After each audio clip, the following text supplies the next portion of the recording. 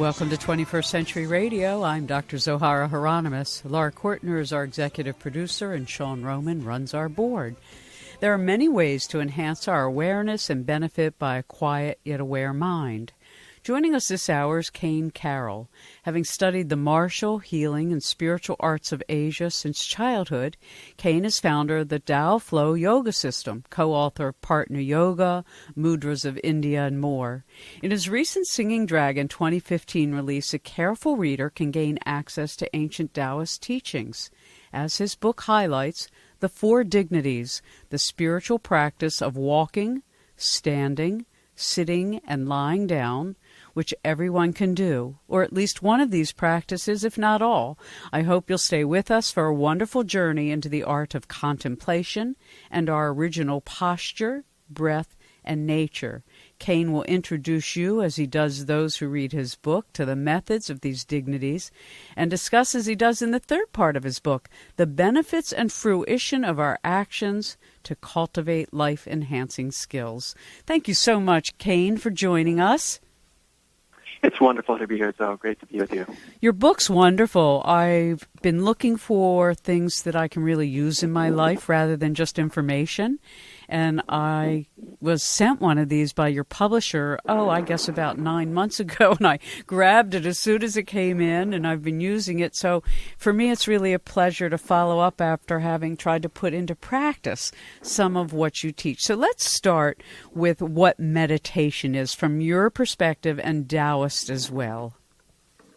Yeah, so of course there are many ways we could define or apply meditation. In the book, I'm going with this notion of meditation as residing in our original nature. And I break that down into 3 ways: original posture, original breath, and then this notion of being genuine in our natural disposition. And so in that way, we really open the door to meditation so that the techniques of meditation, as varied as they are, don't end up potentially eclipsing people's access to meditation as something that's already intrinsic to the way that they naturally are. So in a sense, there's no barriers to meditation practice, be they cultural or cosmological. And that's the approach I take in the book, that meditation is directly accessible. And it's right behind our conditioning, usually. It's right behind the conditioned state of our posture, our breathing, and quite often our thought patterns and biases. And when we work with those through the contemplative aspect of the practice, and then when we apply the sitting practice or the standing or walking or lying down applications of meditation, then this notion of original breath, original posture, original nature starts to get revealed to us in our own way, in our own language. And so in a sense, for me, meditation is quite ordinary in a way. It's not something esoteric. It's accessible to us. Well, and I think that's one of the things I like so much about the way you share these very beautiful efforts that have been going on for centuries. And that, as you say, it's not about fixing anything wrong or bringing enlightenment.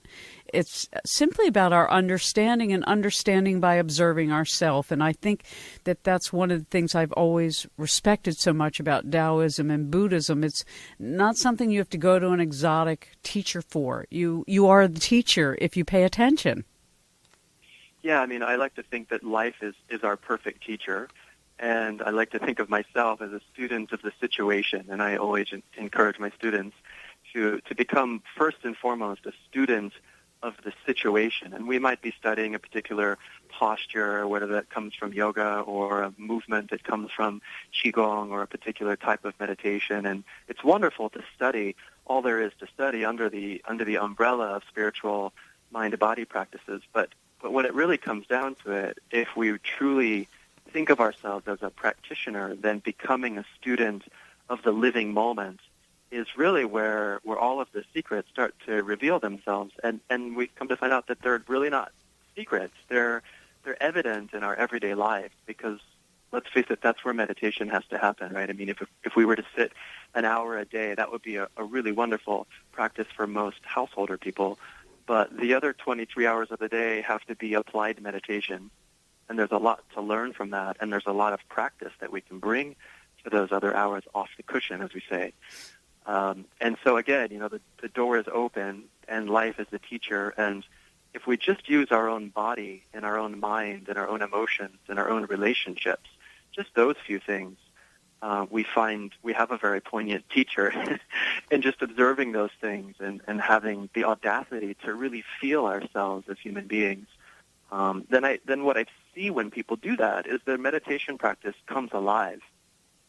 And as you point out, if once you can bring an awareness, as you describe in the 4 Dignities, to whether you're sitting at the bus station or laying down on your bed trying to go to sleep or walking somewhere, that you can turn the most what appear to be mundane moments into something that is so full. And I think that's what I like. I tell people I'm looking for wisdom that's embodied, not wisdom that's words.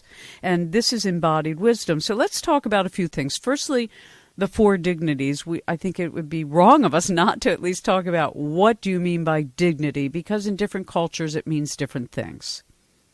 Yeah, so it's a good point. I address that in the book because I think culturally we reserve that word still for the notion that somebody holds high position or high office or holds a position in a particular institution or wears a particular title or set of clothes that gives them the sense of having an air of dignity. And that's certainly not what I mean when I use the word dignity. I talk about dignity in the book and generally in my teachings as something that's inherent to all living things. So, what's so striking when you see an amazing photograph or a Discovery Channel video of an owl, for example, and the camera zooms in on that owl's eyes and that face, and you feel some deep sentiment inside of yourself. You feel some living wisdom is in the eyes of that animal. And perhaps we're projecting our human ideas onto the animal, but there's something intrinsically there that's charged. Or you look into the eyes of a tribal person, carrying firewood on their head. I was constantly reminded of that feeling during my time in India. Just watching somebody do a simple, humble act that is integral to their everyday life, and to do it with full awareness and to do it with full presence. Mm-hmm. There's a sense of human dignity in that. And so when we're behaving in harmony with our nature, and we're not using cleverness, we're not using deception, we're not pushing our self-serving agenda, then we present ourselves in a way that has this human-heartedness and has this embodied sense of ancient wisdom that comes out. And that's what I talk about as dignity. And so in that definition, then, dignity is not reserved for someone who would present themselves as dignified. A very clever person could present themselves through their dress and their speech and their position as being a person worthy of dignity, but it could all be deception. And so it's really to turn the camera on ourselves mm-hmm. and to ask ourselves, am I behaving in a way that is befitting for a person who is intrinsically enlightened? Am I behaving and acting and speaking in a way that's befitting for a person who has basic dignity within the fabric of their bones? And then, in a sense, if the answer is no, I'm not being fully accountable to my innate enlightenment, or to use the Buddhist term, to my innate Buddhahood, then our practice becomes then to wipe away the mirror, to find those places where we're not being genuine to ourselves, and to return back to our dignity. So I would conclude on the definition of dignity by saying it's not something that one could ever attain. In fact, the effort to attain the look or feel or presentation of being one who's dignified, in a sense, obscures the natural dignity mm-hmm. because it's coming out of cleverness, right? Right, it's an act. The simple way we'd say is it's just an act.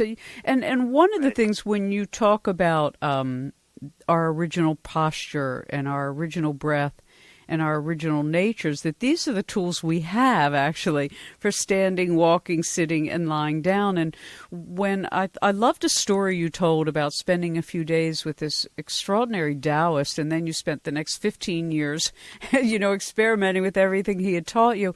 But one of the comments was, quote, "We must cultivate a virtuous, energetic relationship with everything around us. I just thought that was so beautifully said. I was telling a friend the other day about one of the things. I didn't write this in the book, but it's a funny thing to share. Now, one of the ways he explained that to me, because I thought I understood that conceptually, and then he started giving me examples that I never would have thought of. And he said, let me give you an example. Do teenagers in your country spit a lot? And I said, yeah. This was in the jungle in Colombia. And I said, yeah. And he said, okay, they do the same thing here.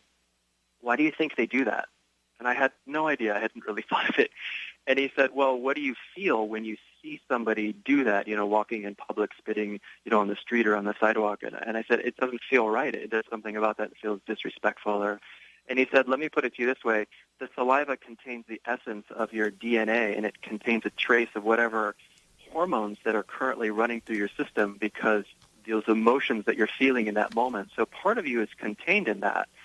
And so it's to not have a virtuous relationship with your own body is to not be aware of where you're sort of leaving the trail of your own body. And so he told me whenever you're out in nature, and if you had to spit, your nose was stuffy or something and you had to spit, you lift up a leaf and you spit under the leaf and then you put the leaf back down so no one would ever see it. And when he told me that story, it really clicked for me that even when no one's watching, the relationship that we have with the world at large, with our environment all around us, that conduct says a lot about how we're cultivating dignity. And that out in the forest, no one's watching it. No one cares whether or not you appear dignified. But he was almost saying, like, nature knows. And it really stuck with me all of these years, that simple example. But there's this sense that you could call it conscience, you could call it our pure awareness. That level of us that always knows is always watching. Right, we're the watcher of ourselves. Yeah, and it's not judging us on that level of self-critique, but there's that basic knowing as to whether or not we're, in a sense, living up to our full dignity potential. Mm-hmm. And I think that's true. I think that, when people say, oh, no, we're not all born with that awareness, I don't think that's true. I think we are all born with that perfect awareness, and I think all souls have this perfect template of what it is to fulfill the purpose that each of us has, which is for each of us is to become who we each are. One of the things you say is that we all have a worldview, and it often colors our entire lives, and sometimes we're not even aware that we hold a view. Right.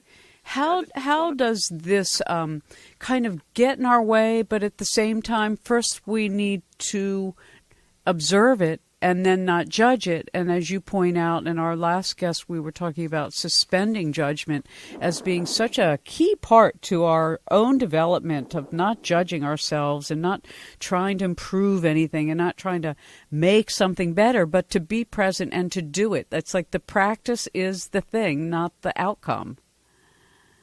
Yeah, this is probably the most challenging aspect of any type of spiritual practice, is that the spiritual seeker or practitioner comes to the practice and starts to learn about the practice as an external object that first they take into their intellect and think about. And it doesn't occur to us until it's pointed out that we're doing that through a set of biases that we've built up through our education and through our conditioning that we now don't recognize that we have. And the analogy that I use in the book is that once, maybe the first few days you get glasses or you put on a pair of new sunglasses, things look a little bit different. The hue or the tone of things or the texture looks a little bit different. But if you were to wear those all the time, eventually you would forget and you would think that you're seeing the world precisely as it is, uninfluenced by any kind of bias. And so, glasses are one lens, but intellectual, cosmological, conceptual views, they have many, many layers, and we bring them to everything we do. And so as spiritual practitioners, it's very important for us to admit that and then to begin the investigation based on some really important questions. One, what is it that I really believe? What is it that I think? Where did I get that? Does that hold water? Is it in harmony with basic principles of natural law, the basic physics of the way we understand the world to work? And if they aren't, then we have to ask ourselves whether or not we consciously now want to hold that view or hold that belief or continue holding that bias. And at least then we're practicing what I call self-honesty.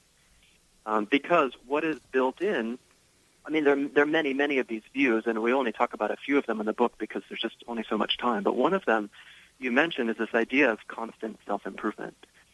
And everybody, the joke I make, when I used to run a yoga school was that everybody comes into a yoga studio seeking something. Perfectly satiated people usually don't come to a yoga class. We all come to a yoga class. Oh, that must explain why I don't go to yoga. All the non-yogis out there are like, cool. I knew there was a really good reason. Thank you for giving it to me. There you go. You don't go to a restaurant when you're not hungry. It's like, and there's nothing wrong with that. It's just to notice that there's something within us that's looking for something, that's seeking something. And so we often miss the very experience of our own discomfort, for example, when we go to a self-healing yoga class or a restorative yoga class. First, we need to be in touch with the fact of our own discomfort. Maybe we have an injury or a health condition or something. But if we're unconsciously negating that in search of a replacement experience, which we hope yoga or meditation will give us, then we're operating under these lenses of unacknowledged views. And usually the method of yoga or meditation or qigong or whatever it is, prayer, it doesn't yield the fruit that it otherwise could because the view informs the way we go about doing something. Right? This is the classic example in Zen of the one mistake we could make by sitting in meditation is by sitting there seeking enlightenment, because it's to deny the notion that you're already awake. Right. And it's a very interesting cultural phenomenon. We do have to take a break where we act from lack. Even in prayer with all the different kinds of people I've interviewed, and the wisest will always tell you, don't ever pray from lack. Pray with gratitude. Gratitude that it's already taken place, whatever it is. We'll be right back. Cain Carroll's our guest. Go to www.caincarroll.com. That's Cain Carroll. Magnificent book. We won't be able to instruct everybody in walking, standing, sitting, lying down, though you can do it. Wait to see how you really do it. Well, without judgment, of course. The Four Dignities, the spiritual practice of walking, standing, sitting, and lying down, a Singing Dragon 2015 release. Hello, this is Robert Sachs, author of The Ecology of Oneness and many other books on holistic health, spirituality, and conscious dying and death. You can learn more about me and my work at www.ecologyofoneness.com and www.robertsachs.net. Right now, you're listening to 21st Century Radio with Dr. Zohara Hieronymus. Welcome back to 21st Century Radio. I think like lots of others, I'm looking for things in my life that I can add to my daily routine in a way that is aware and helpful. And so when I picked up this book, The Four Dignities, the spiritual practice of walking, standing, sitting, and lying down, I thought, oh my gosh, this is exactly what I need. How to bring greater awareness to the things we do every day, all of the time. First caller, 410-922-6680. That's WCBM 680, 1-800-WCBM 680, will be a winner of a copy of this wonderful book by our guest, Cain Carroll. And you can learn more after the program at www.cain, C-A-I-N, Carroll, CARROLL.com. The book, again, The Four Dignities, and I encourage you all to get a copy and enrich your life. So I want to be sure we don't just talk about the talk. I want to be sure we give the audience some sense of what some of these things are. So you talk about original posture, and you say, Cain, that there are key points to natural alignment. So let's talk about that first, and then maybe we can do one of the explicit exercises about bringing specifically, I think, the sense of ourselves from our head to our lower belly, because that seems to be kind of one of the keys that makes a big difference. Yeah, absolutely. So a few of the most essential points of posture that apply to all four of the dignities, walking, standing, sitting, and lying down. So one easy way to think about this is to align from the head down. Naturally, we tend to have more awareness up in the upper body. So if we bring our attention to the head first, so simply when we're walking, standing, or sitting, having the eyes horizontal and the nose vertical is a really easy way to make sure that the carriage of the head is directly over the chest, pelvis, and if we're standing, the feet. So what we're looking for essentially is an alignment with what we call the vertical axis. And it's the basic line that would run through any object that's seated on a desk or on a table or on the ground. It's basic alignment with gravity. So because the head is situated at the top of the body and it's heavy and the neck is relatively thin, the vertebrae and the neck are relatively thin, it's very important for us to keep our head further back than most of us modern folks do, because we usually are looking at screens or driving, which draws the head slightly forward. So to keep the eyes horizontal and keep the nose vertical is the first step.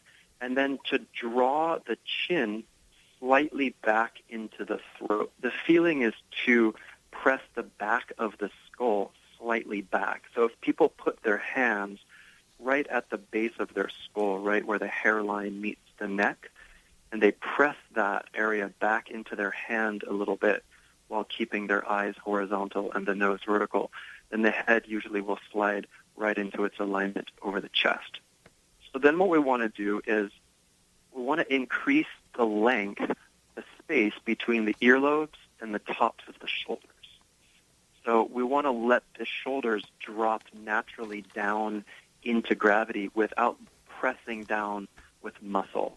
So the feeling is imagining that we're wearing like a silk cape or something that's lightly draping down the back of our shoulders and down the back of the upper part of the body through the shoulder blade area, so that the collarbones sit and the shoulders broaden and the chest has a sense of being relaxed and open. And so this enables us to begin to drop into our original breath. So when we drop down from the shoulders, the next most important place, and probably this is the most important place in the body to make sure we relax it, this is the solar plexus. So right underneath the ribs, right underneath the sternum, right at the very base of the sternum is the xiphoid process. And so we're talking about the place in the belly that's above the navel and below the sternum. So if people put their hand on that location and soften it and relax it, and then brush down from that place just below the sternum down to the navel a few times, it's as if you're encouraging this part of the body to drop down and soften at the same time. What this does is it lets the diaphragm start to move more freely and more naturally, and it lets the rib cage open. So if people experience any kind of anxiety or any kind of nervousness before, a job interview or heading off on a date or something, this is always the area that tightens up. And during meditation, it often tightens up because a lot of our latent emotions will start to come out. So it's very important to soften this, to let ourselves really feel our body and to feel our emotional content. And then the last part is to find a neutral pelvis.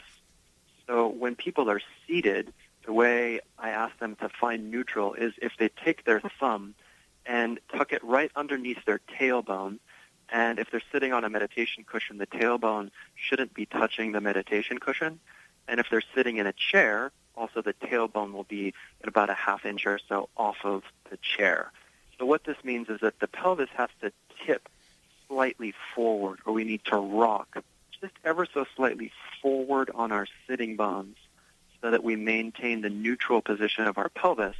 And the reason for that is we want to maintain the natural curve of our lumbar spine.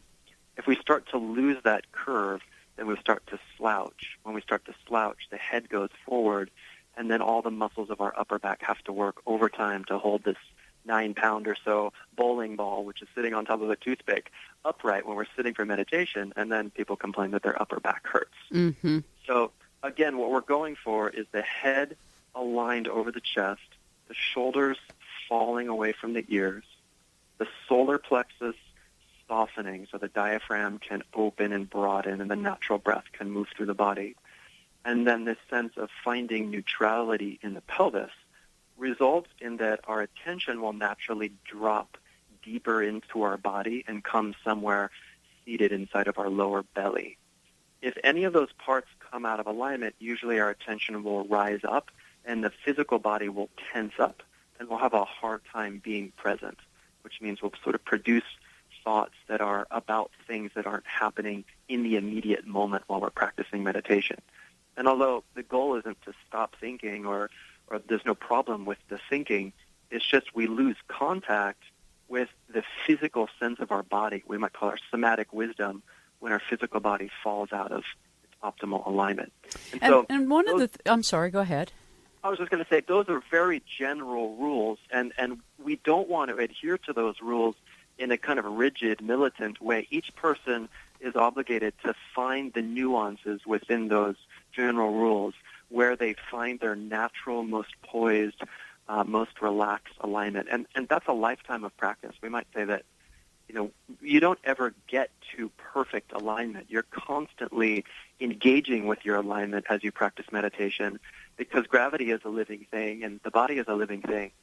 And so just to sort of know when we're falling further out of alignment than our relaxation would dictate, then we get some trigger from our physical body that says, hey, you're using energy you don't need to be using, you're tensing muscles that don't need to be tensing, so slightly lean back, slightly lean forward. Make very subtle, small adjustments to our posture in meditation so that we can maintain that relaxed alignment.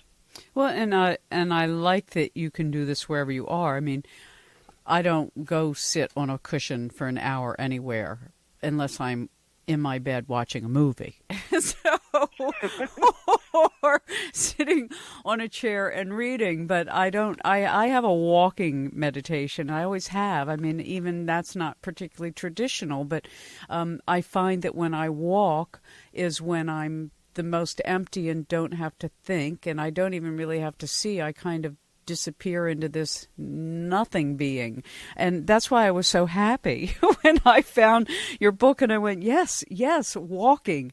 And you said that key features are space, fluidity, and pace with walking. But before we get there, and I made a note to be sure we come back to it, the Dantian, or the solar plexus area, which the Taoists and other masters speak of in martial arts, etc., most of us don't breathe the right way anymore. Babies breathe, and when they inhale, their belly expands, and when they exhale, it contracts. Most of us are the opposite.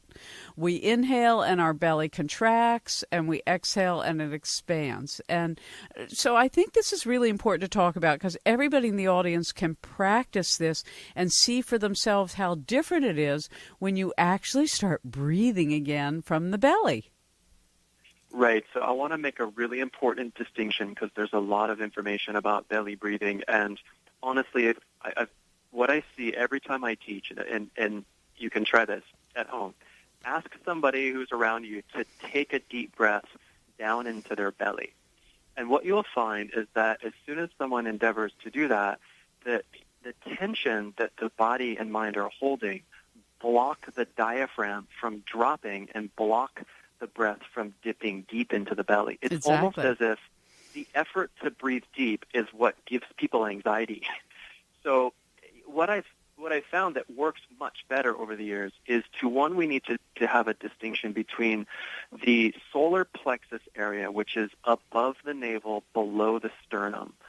So that area needs to soften so that the breath could actually drop to the area below the navel. So the Dantian, or the hara in Japanese, or the vital center in English, that area is below the navel, something like 3 inches or 4 inches below the navel. It's a little bit different for everybody, but we could say, let's say, 3 finger widths below the navel and back deeper into the body.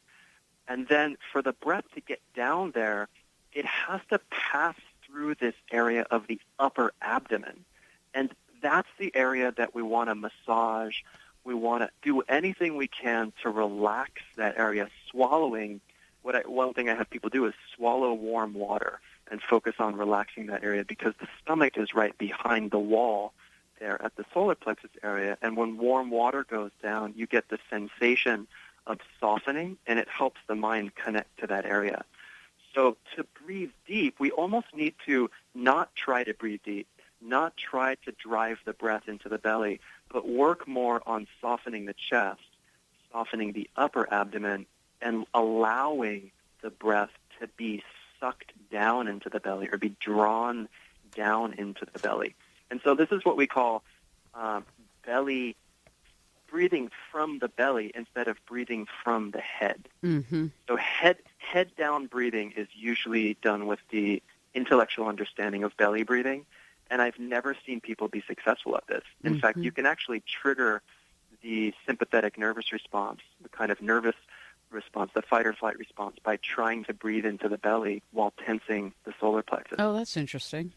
So, and not helpful. People listen, yeah, and it's not helpful. I mean, I've seen people really get frustrated in a yoga breathing class trying to take yogic breaths. So the reason for this is that the resistance to the deep belly breath is it's more emotional than it is physical. We could say it's rooted in the body, but it's stemming out of this resistance to feeling the discomfort that happens in the body when we feel our, quote, and I use quotes because I don't really believe there's such a thing, negative emotions.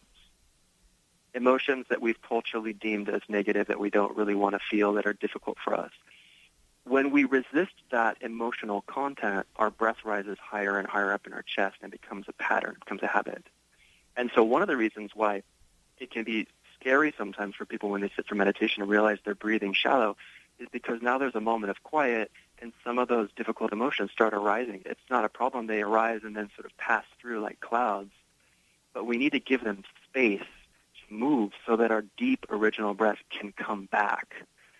And this is a really important point. I'm sorry if it's lengthy, but it's so important to understand because I've seen meditation students struggle with belly breathing for decades and not understand why they can't do it. And it's almost like they can't do it because they're trying to do it. Mm-hmm. Right? Mm-hmm. And I have found, when I find that, oh, my Lord, where is my breath? Am I still breathing? That if I just lay down and lightly just rest my fingertips in that area and just sort of feel the warmth, and then it releases. But if I think what you're saying is very true. When I try to do it with my mind, I can't do it. When I do it with the somatic intelligence of my body, it remembers again. And then I'm thinking, well, if I keep practicing, one day it'll become natural again. That's right. So that's the whole, to make what has become unnatural, to make that natural again might be an explanation of the whole process of this. Mm-hmm. And then we're going to take a break, but when we come back, I want to talk a little bit about standing and walking because, so many of us, particularly as we get older, we have more time to walk and enjoy walking and use it as not only a form of meditation, but a healthful sort of opportunity to just be with everything that we see, particularly walking in nature. So if you're just joining us, I encourage you to get this book. There's no way we can do it justice this evening, but just a little touch. The 4 Dignities, the spiritual practice of walking, standing, sitting, and lying down. And once you start practicing these things, when anybody says, "What are you doing?" you can say, "I'm walking, I'm standing, I'm sitting, I'm lying down." These are real things. Hello, this is Joseph Emmett, author of Buddha's Book of Meditation and of the upcoming Finding the Blue Sky, a book about mindfulness and happiness. You're listening to 21st Century Radio with Dr. Zohara Hieronymus. Welcome back to 21st Century Radio. Yeah, a student of Thich Nhat Hanh's, and I think they've done such a beautiful job in making things so accessible, like our current guest, Cain Carroll, whose book, The 4 Dignities, the spiritual practice of walking, standing, sitting, and lying down, really attracted my attention months ago, and I'm so glad now he's here with us. Singing Dragon 2015 release. And stay up with Cain's blog. It's beautiful. Cain, I read one of your post the other day about There Is No Negative Emotion, which you mentioned, but it's beautifully written, www.Cain, C-A-I-N, Carroll, CARROLL.com.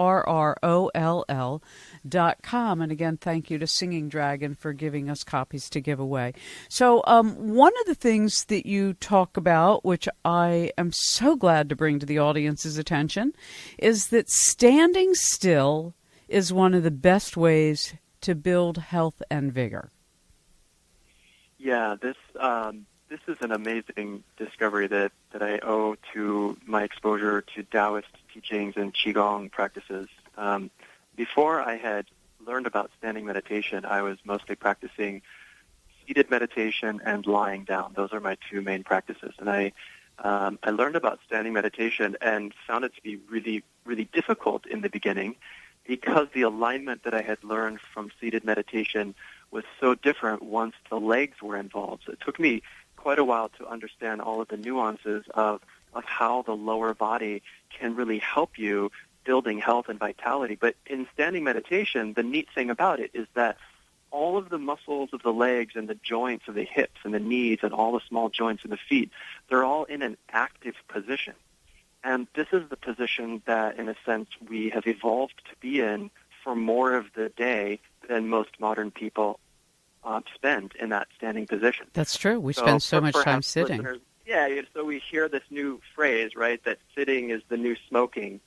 And there's this notion that standing is somehow really good for us. Well, the Taoists took that idea and dug really deep into it and figured out how to increase the circulation of blood while simultaneously decreasing the effect of the gravitational pull on the body anytime a person is standing. So for most of my students, I say, okay, here's your practice. You're in line at the bank. You're in line at the grocery store. You're in line at the post office. Anytime you find yourself waiting, you're usually standing in a line. If it's a long wait, you're seated in a chair, so you immediately apply your seated practice. But all the times you find yourself standing, build your meditation practice exactly the same way we just did earlier. Head, shoulders, chest, solar plex relaxes, pelvis is neutral, and then move down through your legs. So knees soft. The feet have to be active enough that the natural arch of the foot activates. And this is probably the biggest, secret to it, is that the feet have to be awake and active. The easiest way to do that is to have folks spread their toes apart. You can do this even if you have shoes on, if they're not too tight, and press the balls of the feet down while simultaneously lifting and spreading the toes. And what this does is it activates the two main arches of the foot, the transverse arch and then the larger arch that runs from the heel to the ball of the foot. And by doing that, the weight of the body naturally comes much closer to its most relaxed vertical position and lets all the joints soften and optimize. And then what happens when we do that is that the circulation of blood in the body starts to increase its flow and fluidity, basically that the heart is using less energy to circulate the blood and the lymph starts to flow better.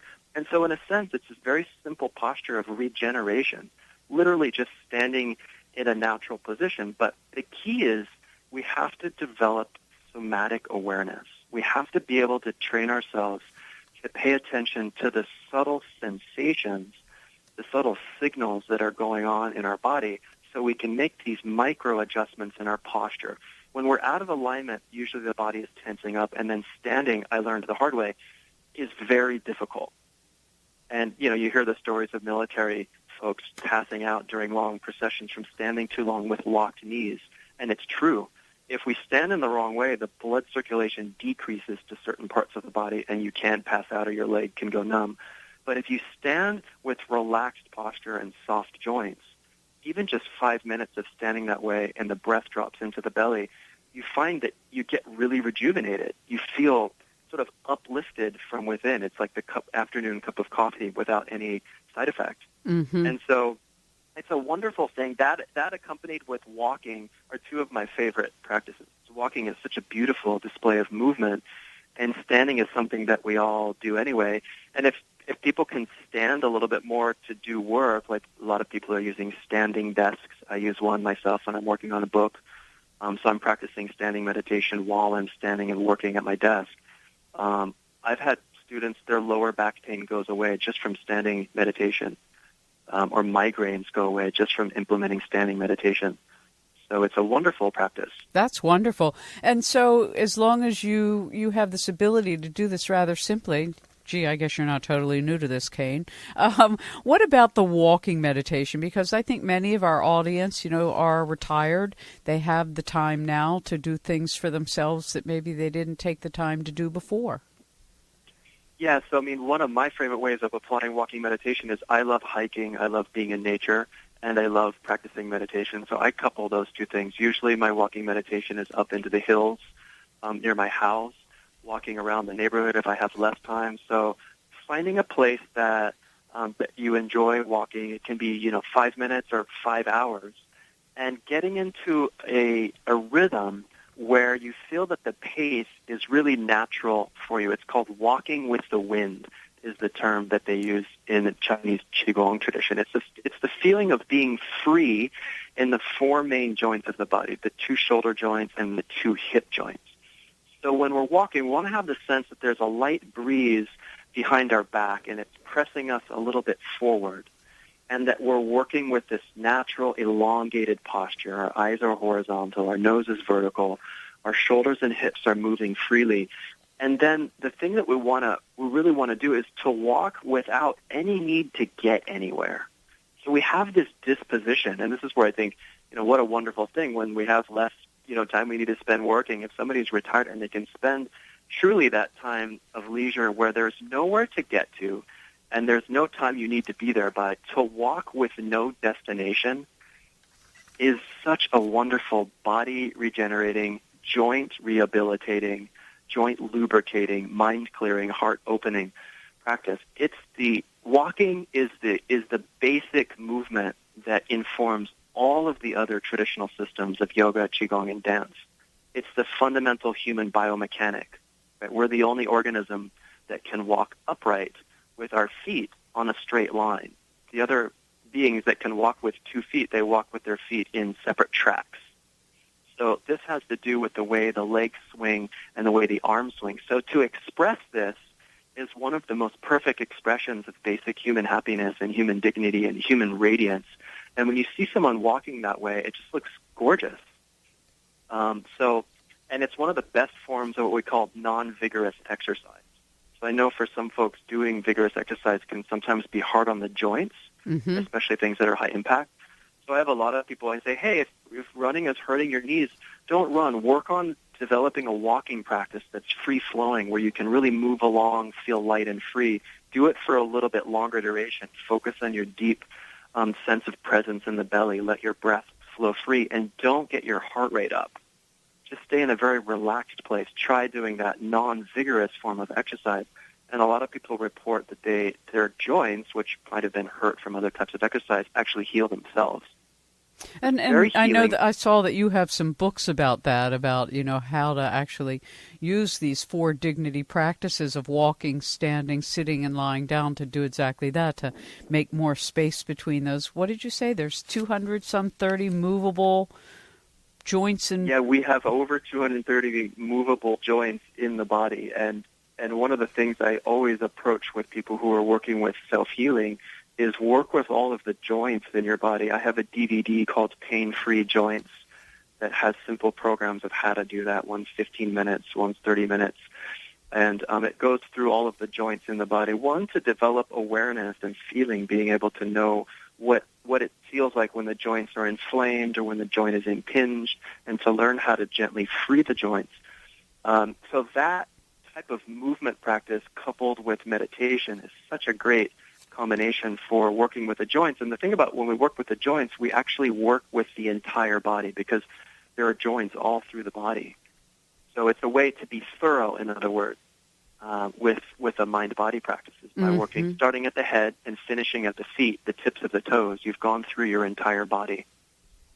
Well, you do a beautiful job of taking something that is richly spiritual and extraordinarily practical, and have made it accessible. I mean, again, I always feel like when I try to present a book like this with the author such as yourself, Cain, who is just one of these wonderful teachers, there's just no way we can. All we can really sort of do is just present that it exists. But you talk about, all right, so if we bring our somatic awareness, we become more sensitive to really feeling what our body needs. And if it's just a slight micro movement of the right shoulder, we make it so that it feels more settled and our arm works better.